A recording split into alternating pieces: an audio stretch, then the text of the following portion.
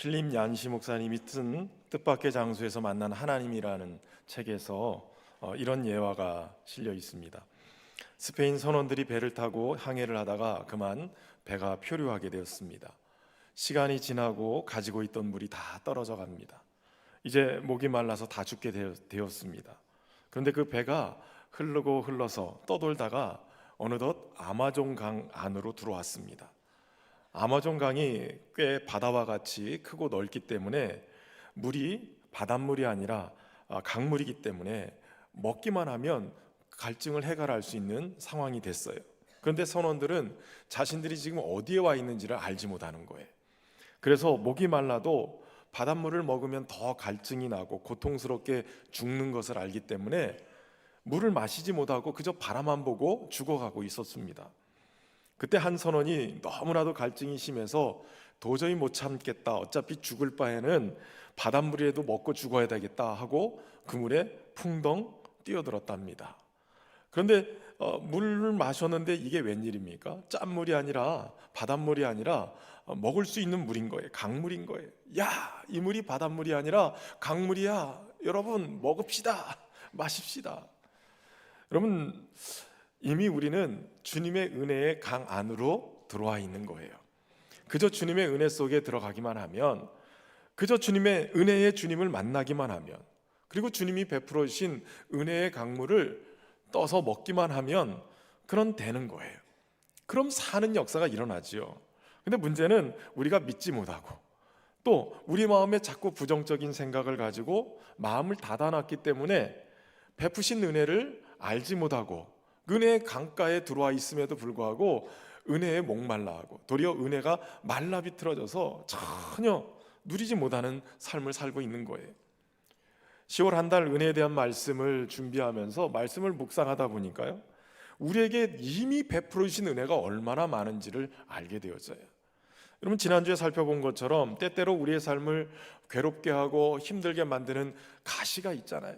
근데 그 가시조차도 하나님 앞에 우리가 자만하지 않도록 베푸신 은혜라는 것을 우리가 깨닫게 되는 거예요. 간절한 기도에도 하나님이 거절하셔도 이 또한 은혜인 것을 우리가 알지요. 우리가 생각할 때 하나님이 베풀어 주신 은혜가 너무 부족해서 내가 이거 견디기가 어렵다 이렇게 느끼지만, 주님은 우리에게 네 은혜가 내게 족하다, 내 은혜가 너에게 족하다 이렇게 말씀하시는 거예요. 다시 말하면 가시를 견뎌내고 상황을 이겨내기에 충분한 족한 은혜다라고 말씀하시는 거죠. 약한 우리로 살아갈 수 있는 은혜는 이미 주어져 있는 거예요. 깨달으면 은혜가 넘치는 거예요. 여러분, 오늘 함께 나눌 말씀도 더하여 넘치는 은혜입니다. 우리에게 베풀어 주신 은혜는 때때로 족하지만 더하여 넘칠 수 있는 은혜예요. 어떤 은혜가 우리에게 또 주어지는지 본문을 통해서 세 가지 함께 살펴보겠습니다. 우선 첫 번째는 질그릇 같은 우리가 보배로운 주님을 모시는 은혜예요. 사도 바울은 오늘 7절에 우리가 이 보배를 질그릇에 가졌으니 라고 얘기하고 있어요. 여러분, 질그릇은 평범한 그릇이에요. 흙으로 빚어서 일상생활에 쓰이는 그러한 그릇이 바로 이 질그릇이죠. 볼품도 없지만 깨지기도 쉬워서 값이 나가거나 귀한 것을 담아두는 그릇으로 잘 쓰이지 않는 그런 그릇입니다. 우리의 육체도 마찬가지죠. 강한 줄 알았는데 어느 날 보면 한없이 약하고, 질병에 걸리면 아파하고, 예기치 못한 상황에 당황하기도 하고, 이해되지 않는 문제 때문에 마음이 무너져 내리기도 하고, 세월이 지나면서 병들고 힘도 빠지고 낡아가는 마치 이 질그릇과 같은 모습이 꼭 우리의 모습인 거예요. 인간은 하나님의 형상이지만 흙으로 빚어졌기 때문에 여전히 상하고 또 깨지기 쉬운 그런 질그릇 같은 존재인 거예요.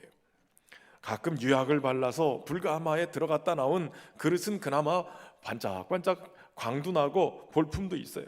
귀한 그릇이 되지만, 그러나 대부분의 그릇은 그런 불 가운데 가지 않아도 너무 연약한 모습인 거죠. 바울은 바로 이러한 상황을 알고 우리를 질그릇으로 표현하고 있는 거예요. 그럼에도 불구하고, 이 질그릇 같은 존재임에도 불구하고 바울은 아주 중요한 얘기를 한 가지 더 해요. 그 안에 존귀한 보배를 담은 그릇이다 라고 얘기하는 거예요. 여기서 얘기하는 이 보배가 무엇이냐? 여러분, 이 세상의 신이 이 마귀가 하나님을 믿지 않는 자들에게 이 정신을 혼미하게 해서 하나님을 알지 못하도록 방해합니다. 그런데 오늘 본문이 이렇게 바로 6절에 이렇게 얘기하고 있어요. 어두운 데에 빛이 빛이라 말씀하셨던 그 하나님께서 예수 그리스도의 얼굴에 있는 하나님의 영광을 아는 빛을 우리 마음에 비추셨느니라 라는 거예요. 그러니까 이 보배가 뭐냐면 하나님의 영광을 아는 빛을 품고 우리 가운데 내려오신 예수 그리스도를 얘기하는 거예요. 예수님은 하나님의 형상으로 우리에게 하나님이 누구신지를 알게 하시는 분이세요. 그리고 예수 그리스도가 하나님의 비밀이시고 지식과 지혜의 모든 보화가 감춰져 있는, 아예 예수님 자체가 모든 보배라는 것을 말씀해주고 있어요. 골로새서 2장 2절에서 3절에 이는 그들로 마음의 위안을 받고 사랑 안에서 연합하여 확실한 이해의 모든 풍성함과 하나님의 비밀인 그리스도를 깨닫게 하려 함이니 그 안에는 지혜와 지식의 모든 보화가 감춰져 있느니라. 여러분, 그러니까 바울은 지금 마치 자신이 질그릇처럼 보잘것없지만 내 안에 계신 분이 계신데 그분이 세상의 어떤 것과도 비교할 수 없는 보배로우신 귀하신 분이시다라는 거예요. 그러니까 질그릇 같은 연약한 존재에 주님이, 보배이신 주님이 내 안에 담겨져 있다는 것이에요. 그분 안에 그렇게 보배롭다라고 여기는 그분 안에 또 무엇이냐면 심히 큰 능력이 있다는 거예요. 그래서 그 심히 큰 능력 때문에 바울은 복음 사역의 모든 어려움들을 이길 수 있는, 감당할 수 있는 힘을 얻게 됐다는 거죠. 여러분, 예수 그리스도 안에는 하나님의 심히 큰 능력이 담겨져 있어요. 그래서 성도들이 예수님께서 주시는 이 심히 큰 능력을 가질 때 그때 모든 역경을, 어려움을, 고난을 이길 수 있는 힘이 생기는 것이에요. 그래서 사도 바울은 오늘 8절과 9절에 이렇게 말씀하고 있는 거예요. 같이 한번 읽어볼까요? 우리가 사방으로 우겨쌈을 당하여도 쌓이지 아니하며 답답한 일을 당하여도 낙심하지 아니하며 박해를 받아도 얼마 되지 아니하며 거꾸러뜨림을 당하여도 망하지 아니하고. 아멘. 때로 사방으로 우겨쌈을 당할 때가 있지요. 답답한 일을 마주할 때도 있어요. 낙심되기도 하고요, 박해를 받기도 해요, 거꾸러뜨림을 당하기도 해요. 그러나 그런 그때에 깨어진 이 질그릇 같은 우리 인생에 보배로운 예수 그리스도, 그분이 하나님의 심히 큰 능력으로 우리와 함께 하시는데 그분이 역사하시면 우리의 연약함과 무능력 속에서도 하나님의 힘이 큰 능력이 우리로 하여금 그 모든 어려움들을 극복할 수 있는 힘을 주신다는 거예요. 그러니까 이것을 이길 수 있는 힘은 우리 자신에게 있는 게 아니라 우리 안에 계신 예수 그리스도, 하나님으로부터 나오는 것이에요. 우리는 다 연약한 그릇입니다. 그러나 우리 안에 계신 그 주님이 강하신 분이시고 심히 큰 능력이 있으신 그분이기 때문에 우리는 이길 수 있는 거예요. 다시 말하면 저와 여러분은 하나님의 그 힘이 큰 능력의 손길을 날마다 삶 속에 경험하는 자로 살 수 있는 존재라는 거예요. 모든 사람이 다 귀하지만 여러분, 성도는 참으로 귀합니다. 사람의 가치는 가끔 그가 무엇을 가지고 있느냐에 따라서 많이 결정돼요. 그래서 가지고 있는 것으로 평가를 많이 하기 때문에 사람들이 다 이게 뭐 이것저것 막 이름 있는 거, 감 나가는 거 걸치고 다니잖아요. 그러니까 그 모습으로 보여지는 거예요. 성도에게는 세상이 가지지 못한 보배를 가지고 다녀요. 우리 안에 모시고 살죠. 바로 예수 그리스도시죠. 존귀하신 주님이 깨지기 쉽고 연약한 우리 안에 거하신다는 것 그 자체가 우리에게는 큰 축복이자 은혜인 줄로 믿습니다. 그래서 사람들은 질그릇을 별로 좋아하지 않아요. 별 가치도 두지 않고, 심지어는 깨지고 상하면 또 먼지가 묻고 지저분해지면 그저 쓰레기통에 갖다 버려버려요. 그런데 보배로우신 주님은 우리를 바라보면서 설령 그렇다 할지라도 좀 지저분해도 또 모서리가 이가 나가고 깨져도 주님은 그거 쓰레기통에 버리지 않고 도리어 그 안에 보배이신 주님이 담기시는 거예요. 보배이신 주님이 그럴 줄 알면서도 우리 인생에 찾아오신 거예요. 그래서 질그릇이 인생이 가치 없다라고 하지 않고 도리어 세상이 버렸어도 나는 너를 버리지 않는다, 나는 너를 가치 있게 여긴다. 여러분, 깨진 그릇에 보석이 담기면 보석함이에요. 그렇지 않겠어요? 보물이 담겨져 있으면 보물함이 되는 거예요. 우리 주님이 보배이시기 때문에 그 주님이 우리 안에 담겨서 우리를 가치 있는 자로 만들어 주시는 줄로 믿으시길 바랍니다.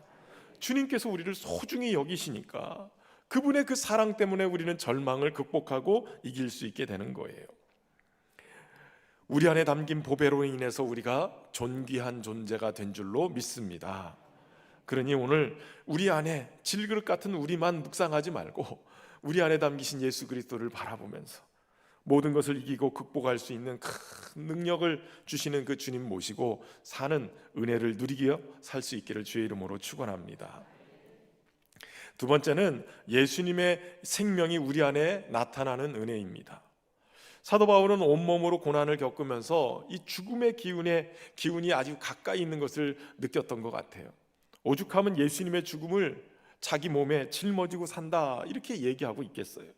그런데 그런 와중에도 그가 깨달은 놀라운 진리, 복음의 진리가 있어요. 그것은 뭐냐면 예수님의 죽음, 예수님의 고난을 내 몸에 짊어지면 내 몸에 예수님의 생명도 나타난다는 거예요. 10절과 11절 말씀인데 같이 읽어보겠습니다. 우리가 항상 예수의 죽음을 몸에 짊어지면 예수의 생명이 또한 우리 몸에 나타나게 하려 함이라. 우리 살아있는 자가 항상 예수를 위하여 죽음에 넘겨짐은 예수의 생명이 또한 우리 죽을 육체에 나타나게 하려 함이라. 아멘. 날마다 자기를 부인하고 자기 십자가를 지고 예수님을 따르는 주님의 제자들은 항상 예수님의 죽음을 짊어지고 사는 자들이에요. 다시 말하면 여러분, 우리는 예수님과 함께 십자가에 못 박힌 존재예요. 죽은 존재예요. 그리고 예수님과 함께 사는 존재예요. 나는 죽고 예수로 사는 삶을 얘기하는 것이죠. 여러분, 예수님은 고난을 통해서 하나님의 뜻을 성취하신 분이세요. 예수님은 십자가의 고난을 통과하십니다. 그리고 무덤에 장사됐지만 하나님의 생명으로 다시 일어나십니다. 부활하신 주님. 그러니까 여러분, 예수님은 하나님의 뜻에 합당하게 살기 위해서 고난을 통과하신 분이에요. 그리고 그 고난을 통과한 끝에는 뭐가 있냐면 하나님이 인정하시는 하나님의 생명의 부활이 있는 거예요. 그러니까 바로 주님의 이 부활의 생명을 이어받은 우리 또한 고난을 통해서 이 고난의 터널을 끝내면 끝나는 것 같고 망하는 것 같지만 부활의 생명으로 일어서는 역사가 있다는 거예요. 이것이 초대교회 성도들, 고난받는 그들에게 큰 소망이자 위로가 됩니다. 오늘 고난받는 우리에게도 주님의 부활은 큰 위로와 소망이 되는 줄로 믿습니다. 바울은 바로 이런 예수님의 죽으심과 부활에 대한 확신을 가지고 있는 믿음이 있었어요. 그 확신 있는 믿음은 그로 하여금 어떤 복음을 전하다가 어떤 고난에 역경에 처해져도 흔들리지 않는 견고한 소망의 기초가 되게 만들었어요. 예수님께서 부활의 첫 열매가 되셨기 때문에 그분을 따르는 모든 주의 백성들도 함께 주님과 함께 그 부활의 옷을 입고 사는 역사가 일어날 것을 믿었다는 거예요. 여러분, 우리는 믿는 것을 말하고 말하는 것을 통해서 믿게 되어져요. 오늘 13절에 바울은 이렇게 얘기합니다. 기록한 바 내가 믿었으므로 말하였다 한 것 같이 우리가 같은 믿음의 마음을 가졌으니 우리도 믿음으로 또한 말하노라. 그러니까 바울은 내 안에 있는 이 믿음을 계속해서 믿음으로 고백하고 전하는 인생을 살았어요. 근데 여러분, 이 믿음에는 놀라운 원리가 하나 있는데 믿었기 때문에 선포하지만 그 선포한 말을 통해서 더 믿음이 견고해진다는 사실이에요. 그러니까 믿음으로 말도 하지만 말함으로 믿음이 견고해지는 거예요. 숱한 고난과 박해 속에서 이렇게 항상 죽음에 넘겨지는 것 같지만, 고통과 아픔을 겪는 것 같지만 예수 그리스도를 살리신 하나님께서 그 고난을 뚫고 생명의 부활로 일으키신 것처럼 우리 또한 그렇게 일으키실 줄로 믿습니다. 그리고 예수님을 다시 살리신 그분이 바로 하늘로 올리신 그 자리에서 우리를 바로 그분 옆에 서게 하실 거라는 거예요. 14절에 주 예수를 다시 살리신 이가 예수와 함께 우리도 다시 살리사 너희와 함께 그 앞에 서게 하실 줄을 아노라. 다시 살리셔서 예수님과 함께 다시 살려서 우리를 어디다 놓는다고요? 그분 앞에 서게 하신다는 거예요. 여러분, 그러기 때문에 예수님의 죽음, 고난을 우리의 몸에 짊어지면 예수님의 생명이 우리 안에 나타나게 될 줄로 믿습니다. 그 생명을 품고 있으면 사망 가운데로 내려가도 예수님을 살리신 그 하나님이 예수님과 함께 우리 또한 살리실 줄로 믿습니다. 제가 결혼한 지 벌써 20여 년이 넘었는데 신혼 초에 이런 일이 있었어요. 전임 전도사로 이제 사역을 시작하니까 파트 전도사 할 때는 그렇게 크게 스트레스를 받지 않았는데 전임 풀타임을 하니까 이게 얼마나 스트레스가 되는지 등에 막 근육이 굳어가면서 얼마나 고통스러운지 막 많이 힘들었어요. 신방을 다녀야 되는데 운전도 못할 정도로 고통스러운 거예요. 그랬더니 담임 목사님이 이 상황을 아시고 저한테 수영을 배우라고 권유를 하는 거예요. 물에 들어가서 운동을 하면 근육이 좀 이완되면서 그 고통이 좀 사라질 거라고. 그리고 또 이제 전도사가 됐으니 전임 전도사니까 교회 학교 이제 애들 수련회 가면 물에 빠진 애들이 있으면 건져내야 되니까 수영을 모르면 안 되지 않냐. 심지어는 인명구조 자격증까지 따라고 그러시더라고요. 그래서 교회 사역하는 교회에서 한 10분도 안 돼서 큰 체육관이 있는데 그 체육관, 실내 체육관에 등록을 하고 새벽 기도 마치고 그 체육관에 가서 그래서 수영을 배우기 시작했어요. 신혼초니까 혼자 가기는 어렵고 그래서 저희 아내를 데리고 같이 등록하고 다녔어요. 근데 사실 저는 물에 굉장한 트라우마가 있는 사람이에요. 초등학교 때 한 번은 형들하고 물놀이 갔다가 물에 빠져서 죽을 뻔을 했거든요.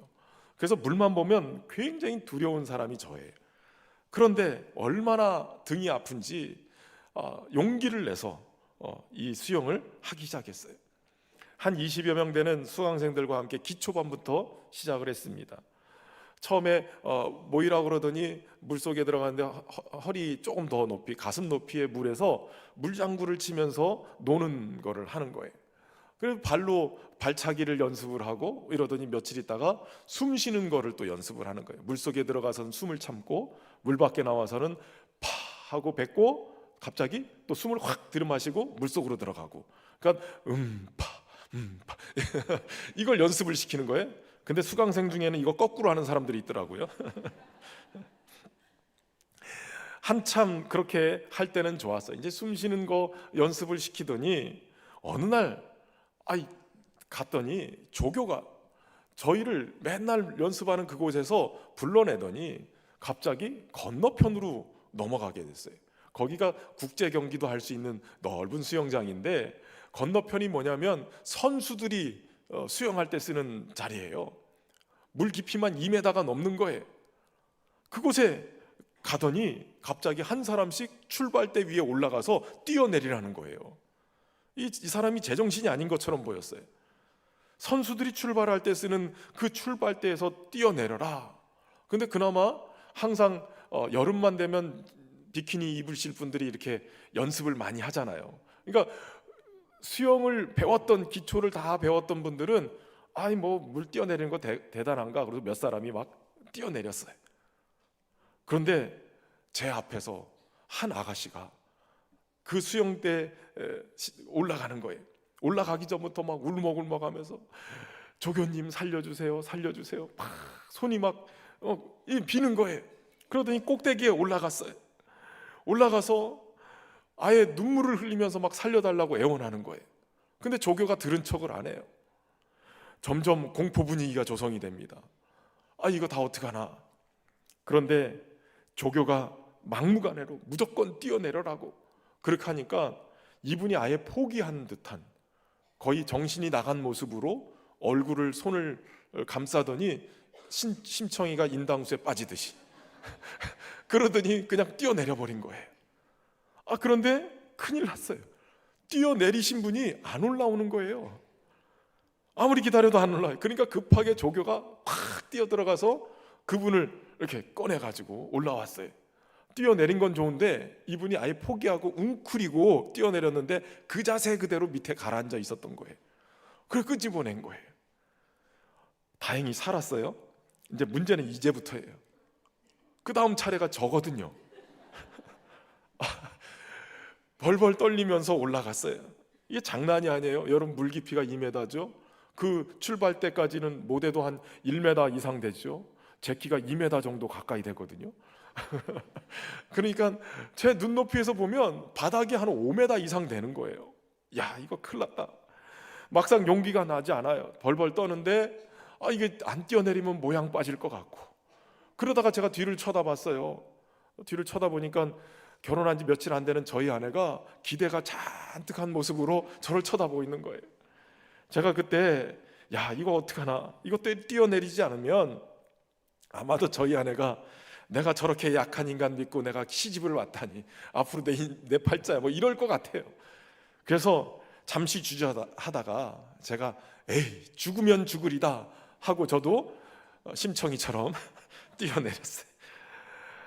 물론 저도 허부적거리니까 조교가 막 뛰어들어와 가지고 저를 건져내더라고요. 여러분, 제가 뛰어내릴 수 있었던 이유가 무엇이었을까요? 제 앞사람이 물에 빠졌을 때 조교가 뛰어들어오는 걸 봤거든요. 그가 살려내는 걸 봤거든요. 그러니까 내가 뛰어내려서 허부적거리면 분명히 조교가 뛰어내려올 거다. 여러분, 그때 제가 깨달은 진리가 있어요. 우리의 삶 속에 시험과 환난으로 빠져들어갈 때, 우리가 정말 허부적거리고 어떻게 살지를 모를 때 누가 뛰어들어오세요? 우리 주님이 뛰어들어오시는 거예요.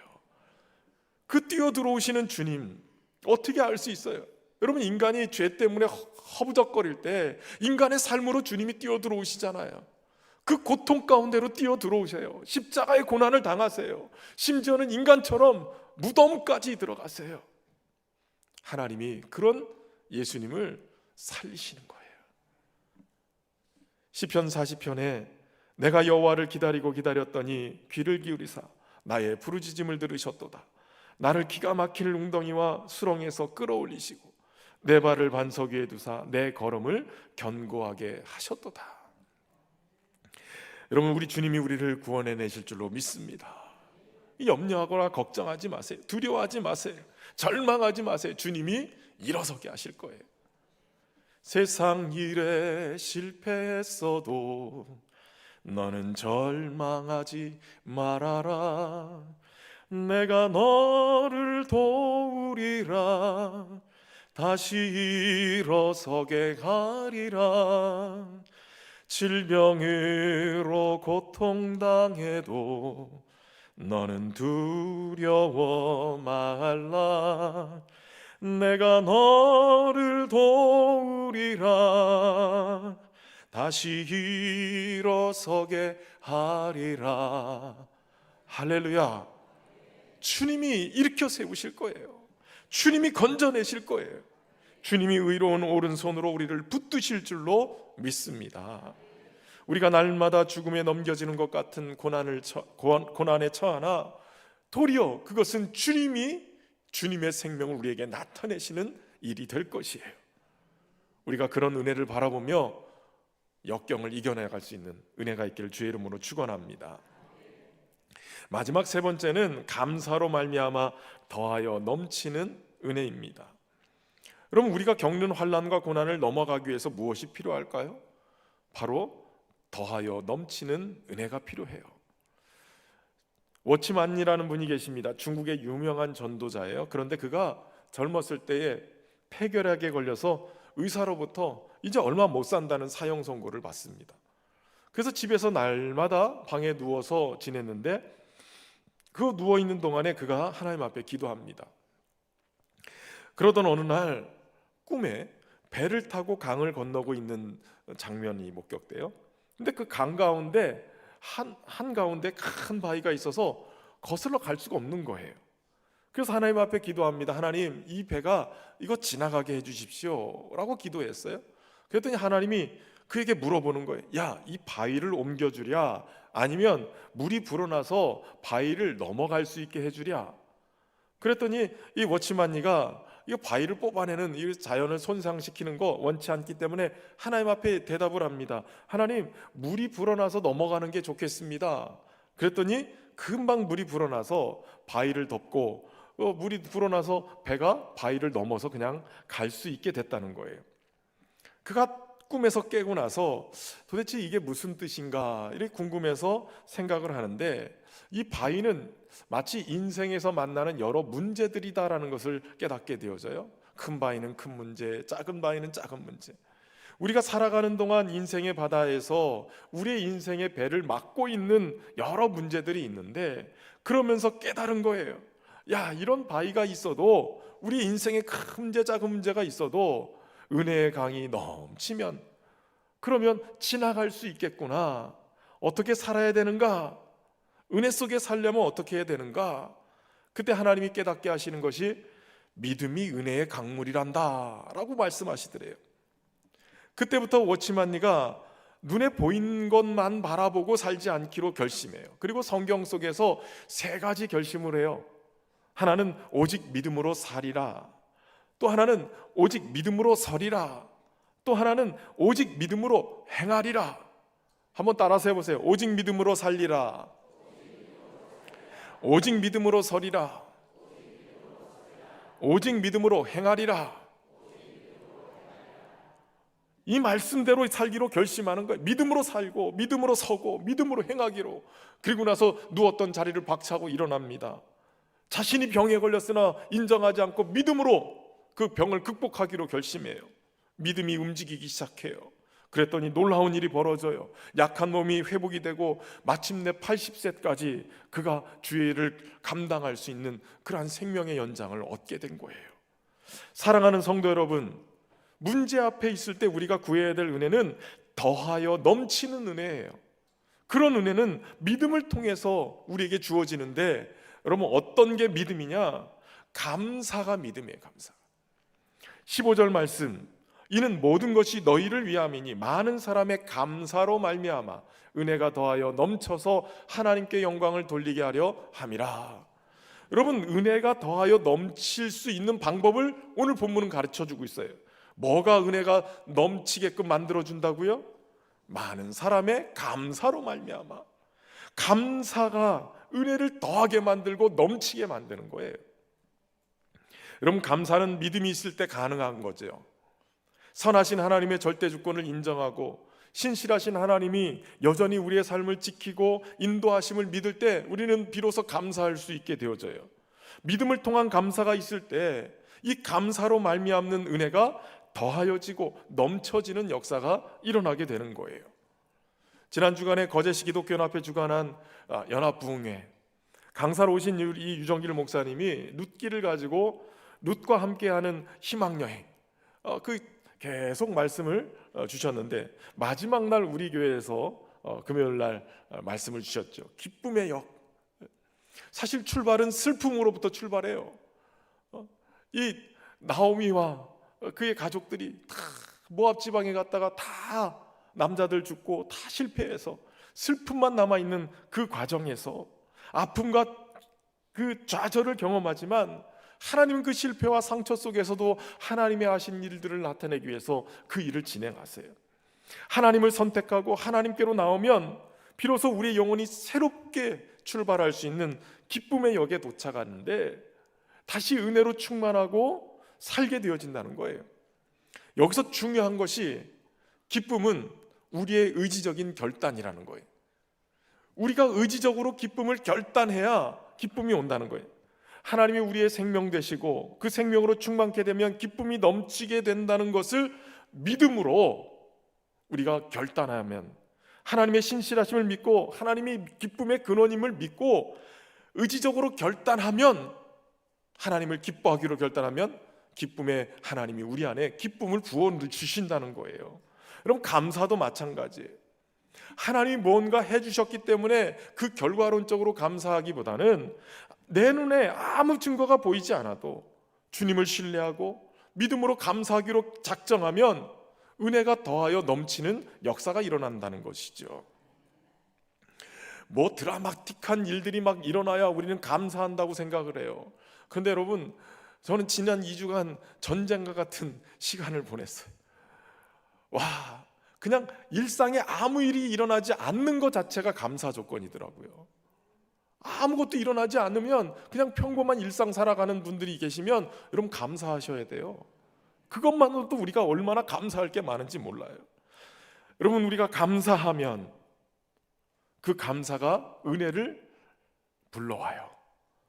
아니, 감사는 은혜의 물꼬를 아예 트는 역할을 해요. 감사하기 시작하면 은혜가 더하여지고 더하여지고 넘치는 역사가 일어나게 되는 거예요. 지금 은혜가 말라서 퍽퍽하다, 여러분의 감사가 없는 거예요. 사라진 거예요. 다시 감사할 수 있길 바랍니다. 여러분, 오늘 본문에 보면 한 사람이 감사가 아니에요. 많은 사람이 감사하면, 그러면 은혜가 더해진다는 거예요. 특별히 교회 공동체는 감사를 많이 해야 돼요.